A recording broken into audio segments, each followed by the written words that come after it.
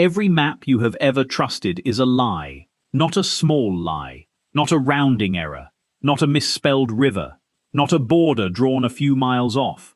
I'm talking about entire empires, nations that ruled millions of people, minted their own gold, humbled Rome, outlasted Egypt, and built cities so advanced that when Europeans finally stumbled onto their ruins centuries later, they refused to believe their own eyes. So where did they go? Not conquered, not exactly. Something stranger happened to these 5 civilizations. They weren't erased by swords. They were erased by silence, by historians who decided their story wasn't worth telling, by empires next door who rewrote the record to make themselves look like the only ones who ever mattered, by colonizers who looked at the greatest buildings on an entire continent and said, out loud, in official reports, surely white men must have built this. Map fully engulfed in flame now, dissolving into black. Tonight, we're going to do something historians have spent a very long time trying to avoid. We're going to hand the map back to the people it belongs to. 5 empires, 5 deliberate disappearances, and 1 uncomfortable question we're going to keep circling back to for the next hour.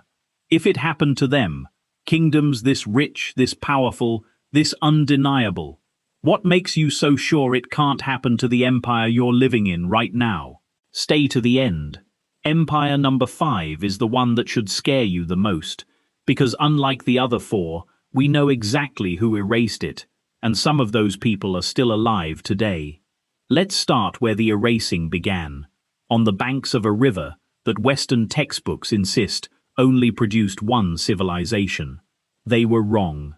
Before we go anywhere, let's be honest about how history actually gets written, because it's not the neutral, objective record most of us were taught in school. History is written by whoever's left standing at the end, using whatever materials survive, in whatever language happens to dominate the following centuries. That means history has always had a filter. And for thousands of years, that filter ran through a very small number of cultures. Greek, Roman, and later Western European, who had 3 things almost nobody else had at scale: a durable writing tradition, a habit of copying and preserving their own texts obsessively, and later, the military and economic power to decide whose story got translated, printed, and taught in schools around the world. Everyone outside that filter had a problem. It didn't matter how large your empire was, how many roads you built, how many languages your merchants spoke, or how much gold moved through your treasury. If your neighbors wrote history and you didn't, or if your archives burned, or your language died, or your ruins got misattributed by the first European to stumble across them, you were at the mercy of people who often had every reason to shrink you, erase you, or simply never mention you at all. That's the pattern we're tracing tonight. 5 empires, 5 different mechanisms of disappearance, conveniently forgotten by a rival next door, deliberately misattributed by colonial explorers who couldn't accept what they were looking at, buried under a language shift so total that an entire alphabet vanished with it. Let's get into it. Number 1. The Kingdom of Kush, the Black Pharaohs. Egypt doesn't want you to remember. Everyone knows Egypt. The pyramids, the pharaohs, the golden mask of a boy king who died 3,000 years ago and somehow still sells more museum tickets than most living celebrities. Egypt is, without exaggeration, the most famous civilization in human history. So here's a question they don't put on the museum plaques.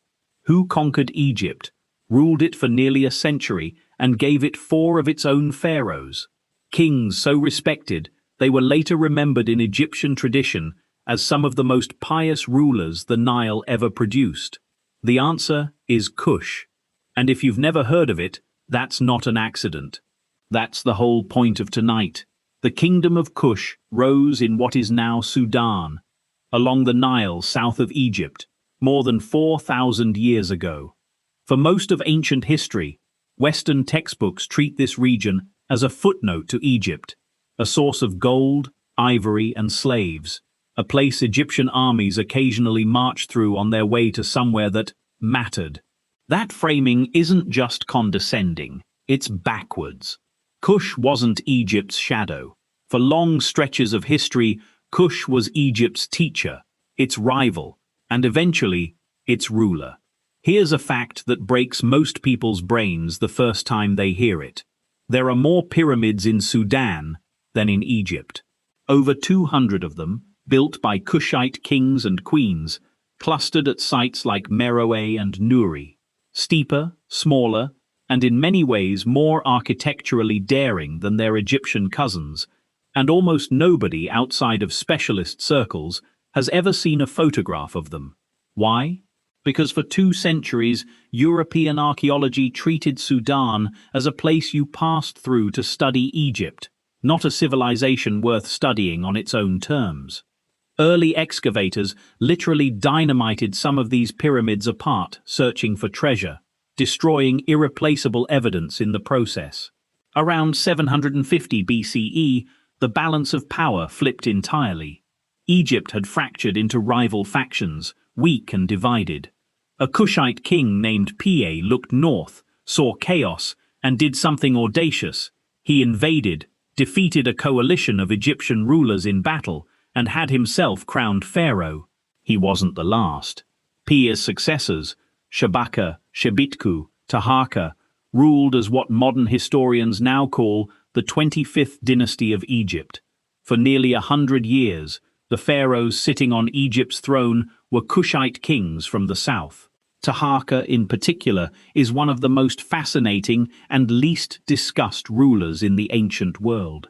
Under his reign, Egypt and Kush together formed an empire stretching from the Mediterranean coast down through the heart of Africa. Briefly, one of the largest states on earth. He restored temples, expanded monuments at Karnak, and is even mentioned, by name, in the Hebrew Bible, in the second book of Kings, as the African king who marched to challenge the Assyrian army besieging Jerusalem. Let that sit for a second. A Kushite pharaoh shows up in the Bible, and most people have never heard his name once. Eventually, the Assyrian Empire, armed with iron weapons that outclassed Kush's bronze, pushed the 25th dynasty back south. Kush lost Egypt, but didn't collapse. It simply relocated its capital, first to Napata and later to Meroe, and kept going, and going, and going. This is the part that should really bother you. The Kingdom of Kush, in one form or another, survived for well over 1,000 years after losing Egypt. It developed its own writing system, Meroitic script, which to this day remains only partially deciphered, meaning there are entire libraries of Kushite history sitting in stone and papyrus that modern scholars literally cannot read. It built an iron industry so advanced that Meroe has been called the Birmingham of Africa by some archaeologists, referencing the smoke that once rose from its furnaces the way it would centuries later over industrial England. It traded with Rome, with India, with the Arabian Peninsula. Its queens, the Candakes, a title later Romanized as Candace, ruled as powerful monarchs in their own right, leading armies and negotiating as equals with Roman emperors. One of them, Amanirenas, led Kushite forces against a Roman invasion around 25 BCE. Ancient accounts describe her as having lost an eye in battle and continuing to lead her army anyway.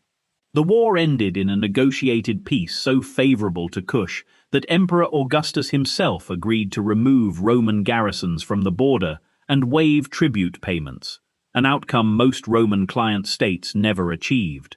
A queen forced Rome to back down, and she's barely a footnote in most world history courses. So what actually happened to Kush? Not conquest exactly, slow erosion. Shifting trade routes moved wealth away from the Nile corridor. A rising Christian kingdom to the east, Aksum, which happens to be our next stop tonight, dealt Meroe a military blow around 350 CE that historians still argue about the severity of. Environmental pressures, overgrazing and deforestation from centuries of iron smelting likely weakened the kingdom's agricultural base. Kush didn't fall in a single dramatic battle. It faded, the way a fire dies down to embers when nobody's left to feed it.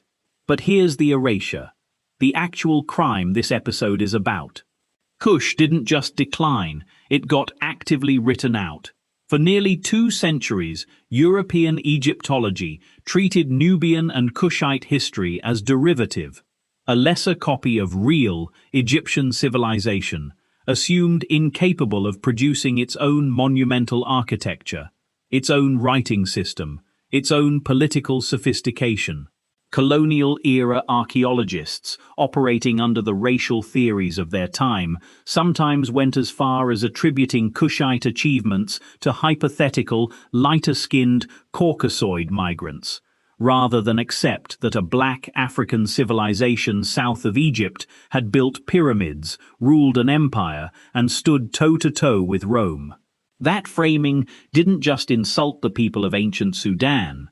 It got baked into museum collections, university curricula, and popular imagination for generations, which is exactly why you can walk through a World History Survey course today and never once hear the name Taharqa, Amanirenas, or Meroe. Kush teaches us the first mechanism of historical erasure, proximity to a more famous neighbor, combined with a colonial refusal to credit African achievement. But what happens when the erasure comes from your own former neighbors instead of colonizers thousands of years later? For that, we head southeast, to a kingdom so powerful in its own time that a 4th century Persian prophet listed it as one of the 4 great powers on earth, alongside Rome, Persia, and China. You've almost certainly never heard of it either. Number 2. The Aksumite Empire, the 4th great power the world forgot. In the 3rd century CE, a Persian prophet named Mani, founder of a religion that once rivaled Christianity across the ancient world, wrote a list of the 4 great kingdoms on earth: Rome, Persia, China, and a 4th name that will surprise almost everyone watching this: Aksum. Not Greece, not any European power. A kingdom based in the highlands of what's now Ethiopia and Eritrea, ranked by a contemporary observer as one of the 4 most powerful states in the entire known world. Today, ask the average person on the street to name a great ancient African empire, and if you're lucky, you'll get Egypt. Maybe, on a good day, Mali, because of Mansa Musa's gold. Aksum, silence. And that silence is the crime we're solving in this segment. The kingdom of Aksum rose to prominence starting around the 1st century CE, controlling trade routes that connected the Roman Mediterranean, sub-Saharan Africa, Arabia, and India through the Red Sea port of Adulis. This wasn't a regional backwater. This was one of the essential hinges of the ancient global economy. Ivory, gold, incense and exotic animals flowed north through Aksumite hands, and in return, Aksum grew staggeringly wealthy. That wealth built some of the most audacious architecture in the ancient world. The stelae of Aksum, massive single blocks of granite, carved to resemble multi-story buildings, complete with false doors and windows, are among the tallest monolithic structures ever erected by any ancient civilization. The largest attempted, now broken on the ground where it fell either during construction or shortly after, would have stood over 30 meters tall, taller than most ancient Egyptian obelisks, carved from a single piece of stone, at a time when moving that kind of weight required an engineering sophistication most people don't associate with sub-Saharan Africa at all. Aksum minted its own gold, silver, and bronze coinage, a genuinely rare achievement in the ancient world, one that put it in the same league as Rome, Persia, and the Kushan Empire, as a state whose currency circulated internationally. Aksumite coins have been found as far away as India and southern Arabia, evidence of a trade network that stretched across 3 continents. And then, in the early 4th century, Aksum did something that would permanently reshape the religious map of the world. Its king, Ezana, converted to Christianity, making Aksum one of the very first states on earth to adopt Christianity as an official religion, doing so at roughly the same time as, or arguably even before, the Roman Empire under Constantine formalized its own relationship with the faith. This is where things get genuinely strange, historically speaking. Ethiopia's Christian tradition, directly descended from Aksum, is one of the oldest continuous Christian traditions on the planet, older than most of the churches of Western Europe. The Ge'ez script Aksum used is one of the few ancient African writing systems to survive into the present day, still used liturgically in Ethiopian and Eritrean churches. So Aksum wasn't some ephemeral kingdom that vanished into obscurity, technologically or culturally. Its religious and linguistic legacy survived, intact, for over 1,000 years. So why does almost nobody outside of Ethiopia and Eritrea know its name? Part of the answer is geography and timing. In the 7th century, the rapid rise of Islam across Arabia and North Africa fundamentally rerouted global trade. The Red Sea, once Aksum's economic lifeline, became contested and increasingly dominated by Islamic states. Aksum's access to Mediterranean and Arabian markets shrank, combined with environmental pressures, soil exhaustion from centuries of intensive agriculture supporting a dense population. The kingdom's economic engine sputtered. But economic decline doesn't fully explain historical amnesia. Plenty of declined empires still get remembered. The deeper reason is what happened next, and it's a pattern you're going to start noticing throughout this entire documentary as Aksum's political center shifted inland and its written records became scarcer.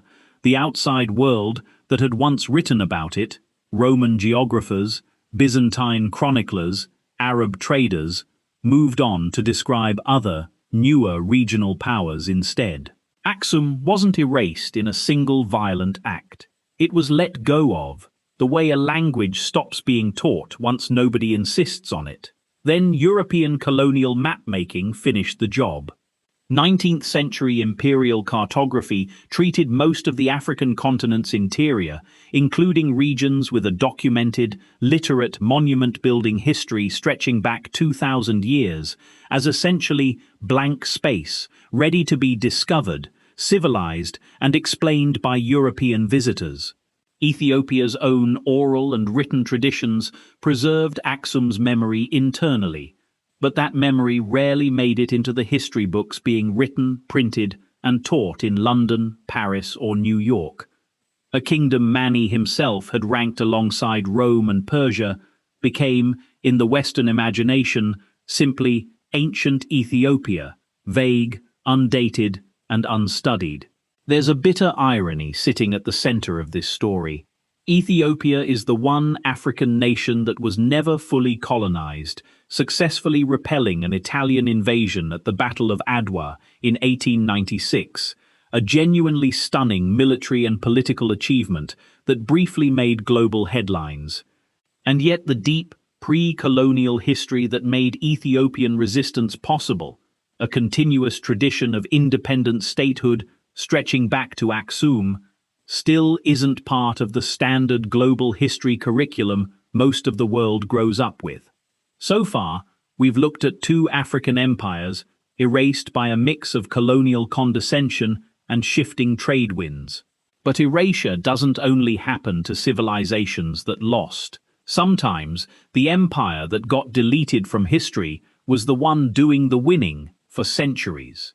Our next stop takes us to the steppes of Central Asia, to a nomadic superpower that terrified China so badly, the Chinese built one of the largest structures on Earth just to keep them out.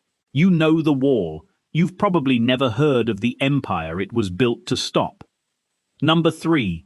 The Xiongnu Empire, the nomads who built the Great Wall, by accident. Here's a question that sounds simple but almost nobody can actually answer. Why does the Great Wall of China exist? Most people's answer boils down to keep out invaders. True, but vague, vague in exactly the way that lets an entire empire disappear from popular memory. The wall wasn't built to keep out some generic nomadic threat. It was built, expanded, and continuously fortified across multiple dynasties, specifically because of one confederation that dominated the steppes north of China for roughly 3 centuries and fought Chinese armies to a standstill more often than Chinese armies beat them. That confederation was called the Xiongnu, and it may be the largest, most militarily significant empire in human history that most people outside of specialist academic circles have never heard of. Around 209 BCE, a Xiongnu leader named Modu Chanyu consolidated a loose collection of nomadic tribes into a unified, centrally organized steppe empire, one of the very first of its kind in recorded history.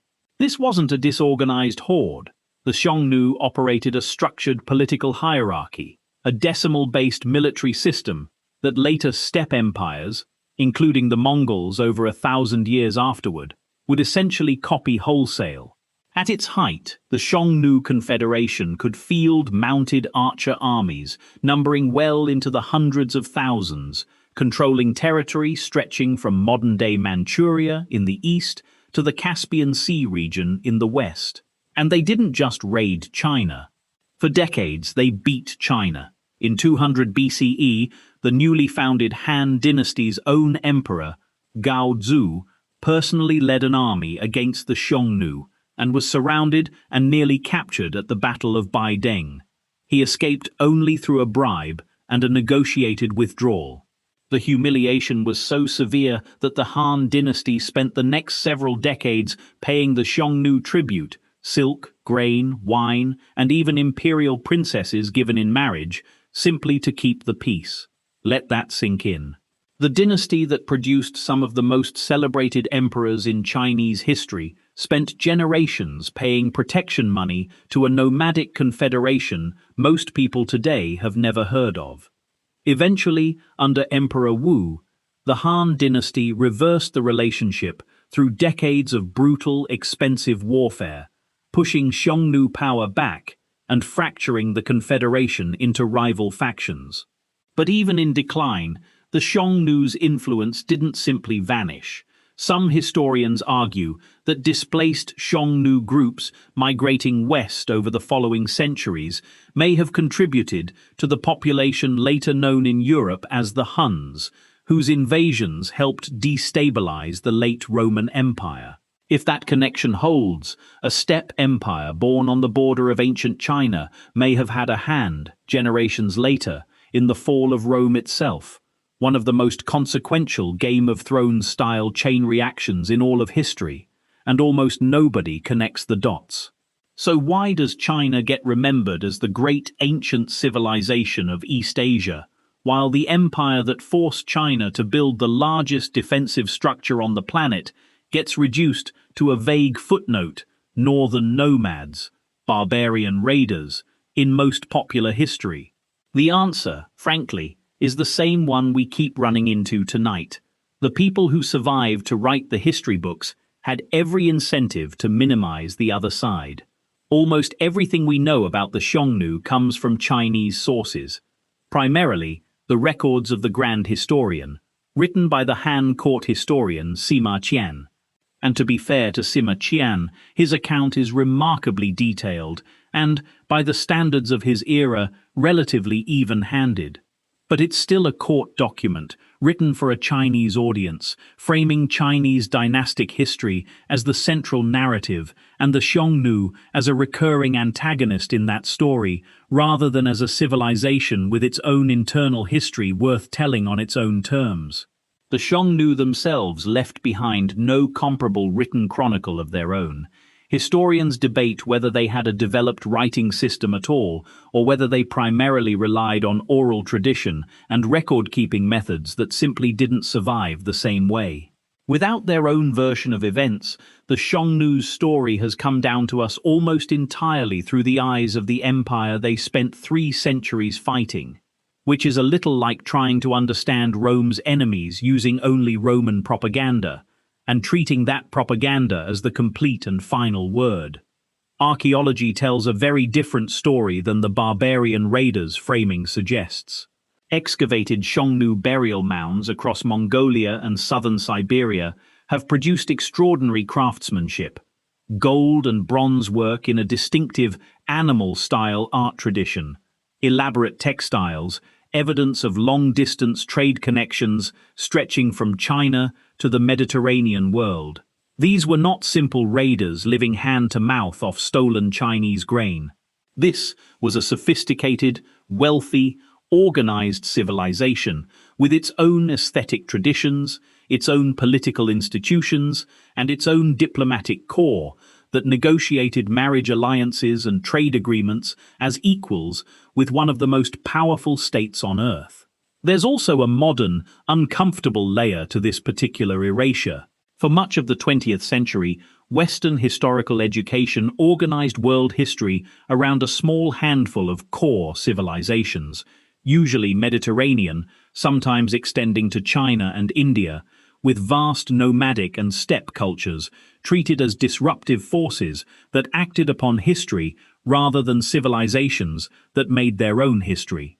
The Xiongnu, the later Xianbei, the Rouran, the Gokturks, and eventually the Mongols were often flattened into a single undifferentiated category: steppe invaders. Genuinely distinct civilizations, separated by centuries and radically different political structures, got compressed into a single blurry narrative role, the horde at the gate, rather than being studied as the sophisticated, internally diverse empires the archaeological record increasingly shows them to have been. The Xiongnu teach us something crucial. Sometimes the empire that gets erased isn't the loser of history. Sometimes it's the empire that simply never got to write its own version of events. Our fourth empire takes that problem to its most extreme conclusion. A kingdom so thoroughly wiped from its own record that historians are still arguing, right now, in academic journals about basic facts of its existence, including, strangely enough, what religion its own royal family practiced. Number 4. The Khazar Khaganate. The empire that vanished so completely, we're still arguing about what it believed. Somewhere between the 7th and 10th centuries, a nomadic Turkic people called the Khazars built one of the most powerful and strategically important states in the medieval world. A vast khaganate stretching across the steppes of southern Russia, Ukraine, and the Caucasus, controlling critical trade routes between the Byzantine Empire, the Islamic caliphates, and the Viking-founded trading networks of the north. For roughly 3 centuries, the Khazar Khaganate wasn't a footnote. It was a superpower, treated as a genuine equal by both Byzantium and the Abbasid Caliphate, the two dominant civilizations of the medieval Mediterranean and Middle Eastern world. Byzantine emperors intermarried with Khazar royalty. Arab chronicles describe extended, hard-fought wars between Khazar and Arab armies for control of the Caucasus, wars the Khazars frequently won. And then, almost completely, the Khazars vanished from popular memory. Ask someone today to name a major medieval empire, and you'll hear the Byzantines, the Abbasids, maybe the Vikings or the Franks. The power that held its own against all of them at once, almost total silence. Here's what makes the Khazars genuinely unique among every empire in this documentary, and arguably in all of world history. At some point in the 8th or 9th century, the Khazar royal court converted to Judaism. Not Christianity, like Byzantium to the west. Not Islam, like the Caliphate to the south. Judaism, making Khazaria, for a time, one of the only independent Jewish-ruled states to exist between the fall of ancient Judea and the founding of modern Israel over 1,000 years later. This single fact has made the Khazars one of the most argued-over civilizations in medieval history. Not because historians doubt it happened, but because the scale, timing, and lasting significance of the conversion remain genuinely, frustratingly unclear, precisely because so little Khazar material survives in the Khazars' own words. We don't have a Khazar national chronicle. We don't have extensive Khazar literature. Almost everything we know comes filtered through outside sources with their own agendas. Byzantine court historians who saw Khazaria as a useful but ultimately foreign ally. Arab geographers describing a rival power from across a hostile religious frontier. Medieval Rus chronicles, written by the very people who eventually destroyed the Khazar state and had every reason to minimize what they'd erased. There is a document known as the Khazar Correspondence, letters exchanged in the 10th century between a Jewish official in Muslim Spain and a Khazar king, describing the kingdom, its conversion, and its institutions from what appears to be a genuinely internal Khazar perspective. It's one of the only sources of its kind, and for centuries its authenticity was hotly disputed by scholars, precisely because independent, internally generated Khazar sources are so vanishingly rare that any single document carries an enormous, disproportionate weight in reconstructing the entire civilization's history. Imagine trying to reconstruct the entire history of the Roman Empire from a handful of surviving letters filtered through the biases of three separate rival civilizations, with almost nothing written by Romans themselves. That's the historian's problem with the Khazars. So what actually happened to them? Unlike Kush, Aksum, or the Xiongnu, the Khazars didn't fade through slow economic decline or shifting trade winds. They were dismantled through direct military conquest, and the empire that did it has a name most people do recognize: the early Rus state, centered in Kiev, the direct ancestor of what would eventually become Russia and Ukraine. In 965 CE, the Rus prince Sviatoslav led a devastating military campaign that sacked the Khazar capital of Atil on the Volga River and destroyed the fortress of Sarkel, effectively shattering Khazar political power for good. The Khazar state didn't recover. Within a generation or two, it had disintegrated entirely, its territory absorbed, its remaining population scattered or assimilated into neighboring Rus, Byzantine, and steppe populations. And here's the part that ties directly back to our opening question: who gets to write history? The civilization that destroyed Khazaria was the same civilization whose descendants would go on to write Russia's foundational national chronicles centuries later. Those chronicles, understandably, framed Sviatoslav's campaign as a triumphant, righteous conquest over a dangerous rival power, not as the deliberate demolition of one of the most religiously and culturally unique states in medieval history. The victors didn't just win the war.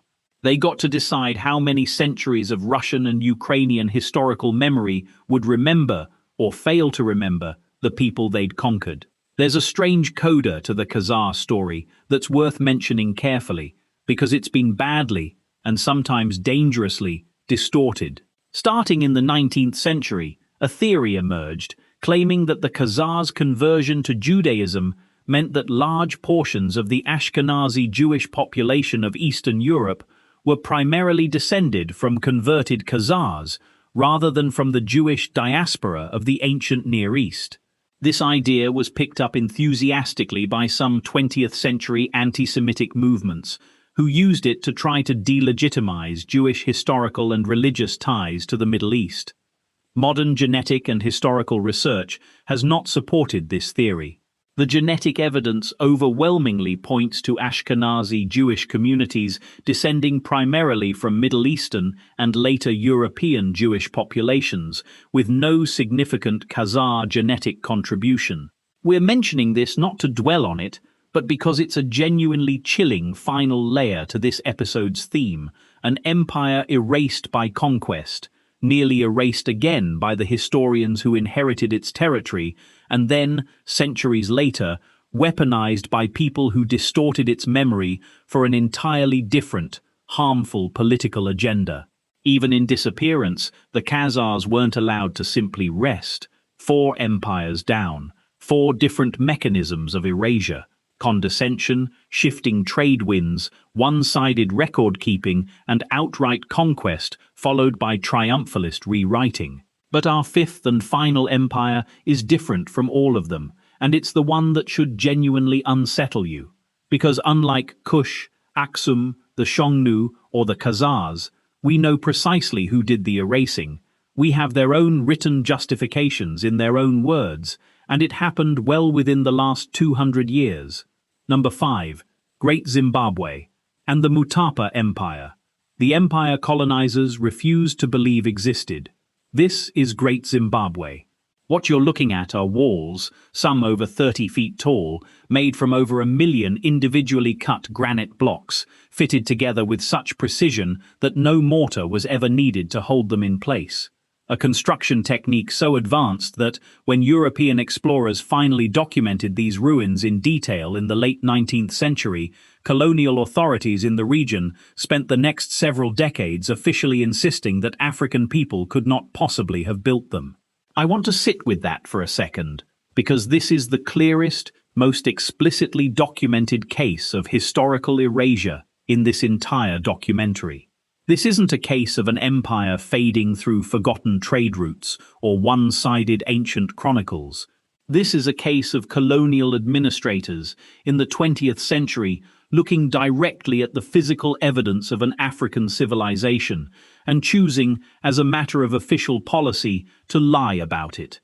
Great Zimbabwe was the capital of a powerful kingdom that flourished roughly between the 11th and 15th centuries CE, built by the ancestors of the modern Shona people. At its height, it's estimated the city housed somewhere between 10 and 18,000 people, making it at the time one of the largest urban centers in sub-Saharan Africa.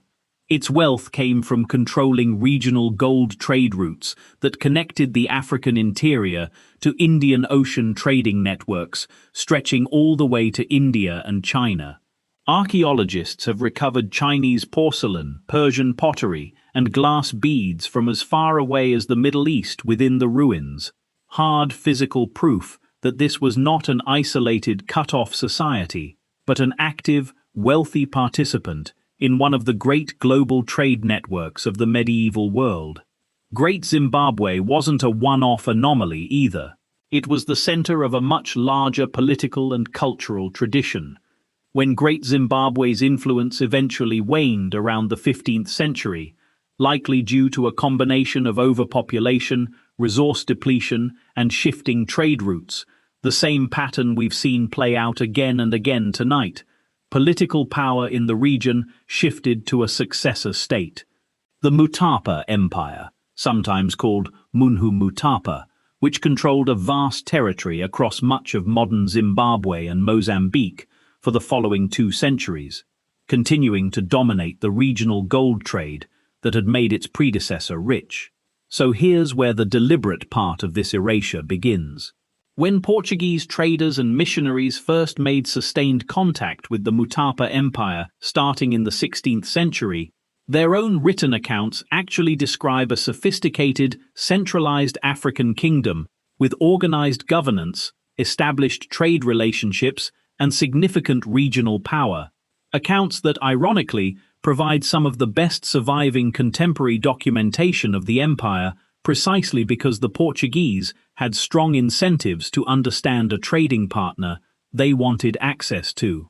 But by the late 19th century, something had changed dramatically in how Europeans approached this same region, and it wasn't new evidence, it was new incentive.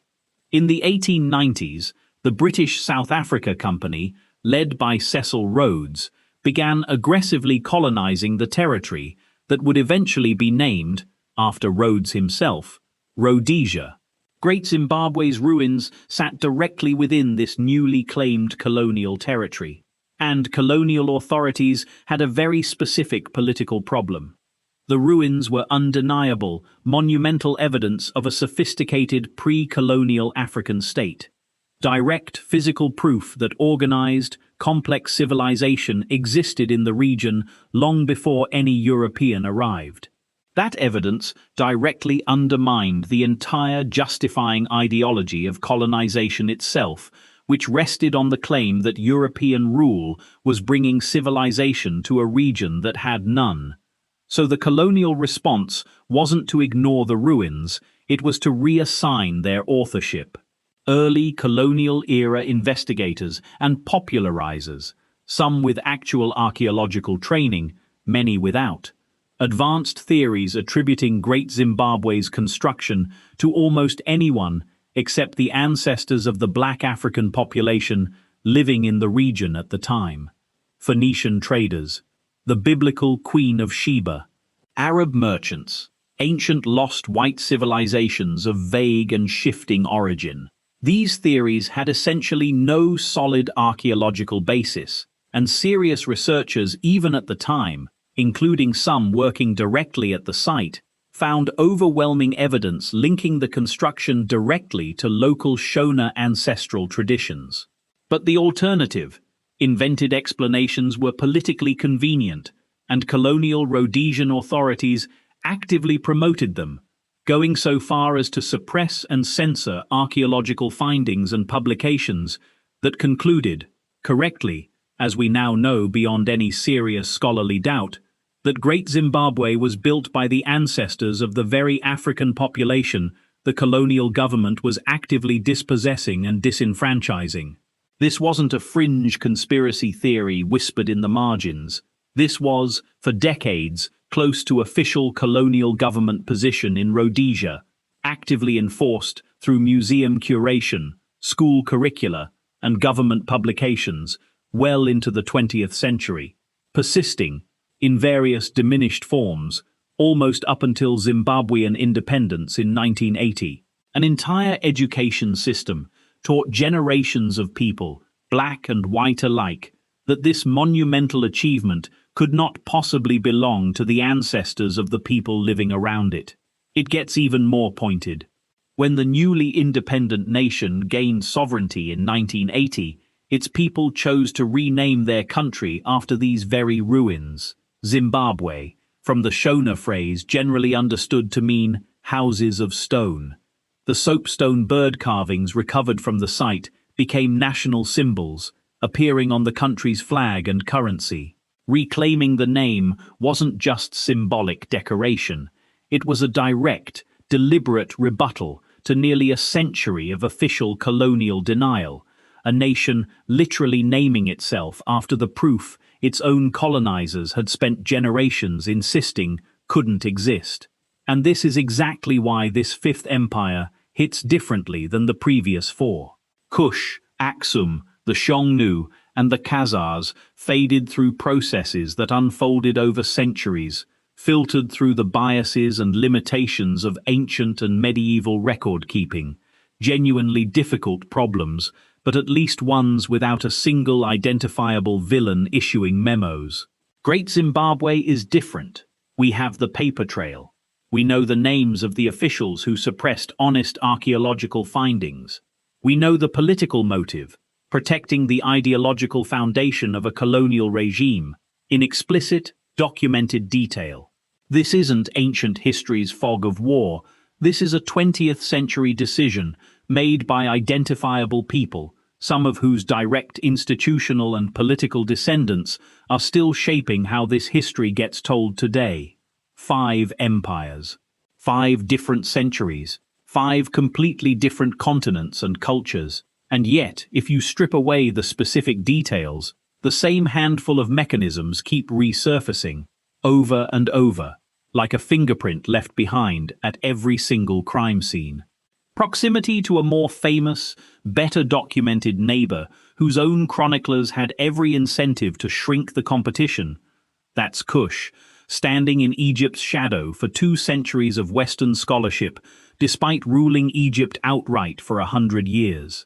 A total absence of the empire's own written voice, leaving its entire historical reputation in the hands of the rivals who fought it. That's the Xiongnu, remembered almost exclusively through the lens of the Han Dynasty court historians, who spent generations trying to defeat them. Outright conquest, followed by the victor's own national mythology, absorbing and reframing the story on its own terms. That's the Khazars, dismantled by Sviatoslav's campaign, and then folded into a triumphant national narrative that had no particular interest in preserving what, exactly, had been destroyed. And finally, deliberate, documented, politically motivated denial in service of an active colonial ideology. That's Great Zimbabwe, a monument colonial officials looked directly at and chose to lie about, on the record, for the better part of a century. Here's the uncomfortable thread connecting all 5 stories, and it's the reason we opened this whole documentary the way we did. None of these empires lacked scale. None of them lacked sophistication, wealth, military power, or cultural achievement. Every single one of them, at some point in its history, stood as a genuine peer to the empires history did choose to remember, trading with Rome as equals, forcing China to build a wall, ranking alongside Persia in a contemporary's list of the world's great powers, holding off Arab armies for a Byzantine emperor grateful enough to intermarry with their royal family. What they lacked wasn't greatness. What they lacked was control over the narrative afterward. And that's a genuinely uncomfortable thing to sit with, because it means the size of an empire, the wealth of an empire, even the objective historical impact of an empire, isn't actually what determines whether it gets remembered. What determines that is who's left holding the pen when the story finally gets written down, and how much political or cultural incentive they have to shrink you, misattribute you, or leave you out entirely. The good news, if there is any in an episode like this one, is that the erasure isn't necessarily permanent. Meroitic script is slowly, painstakingly being deciphered by dedicated linguists working in relative obscurity.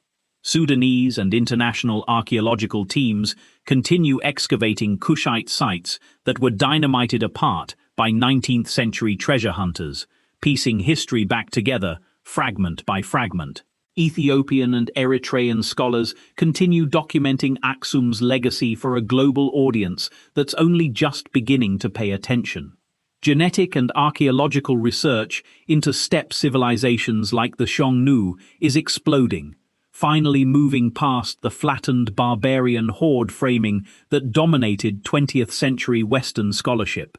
Khazar studies remains a small but genuinely active academic field, carefully separating serious historical inquiry from the anti-Semitic distortions that once attached themselves to the subject.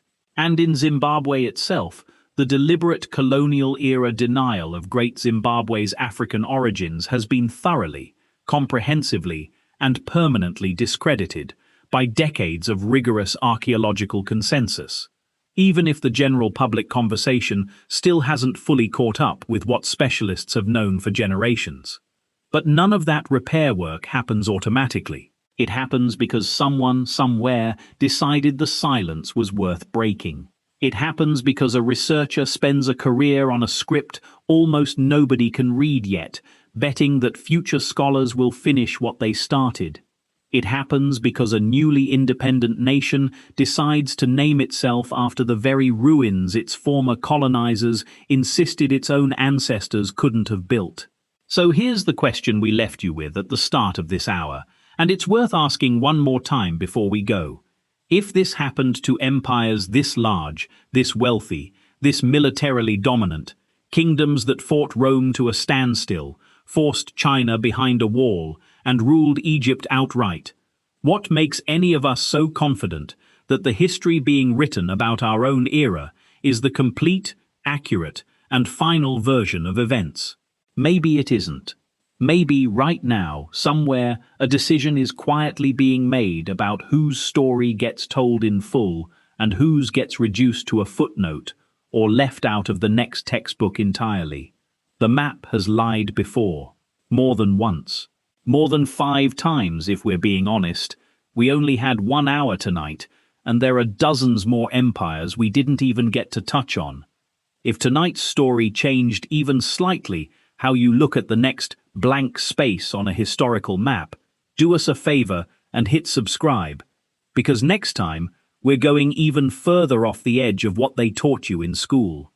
5 more empires, 5 more silences, and I promise you, the next one starts with a discovery that made an entire university department quietly retract 20 years of published research. We'll see you there.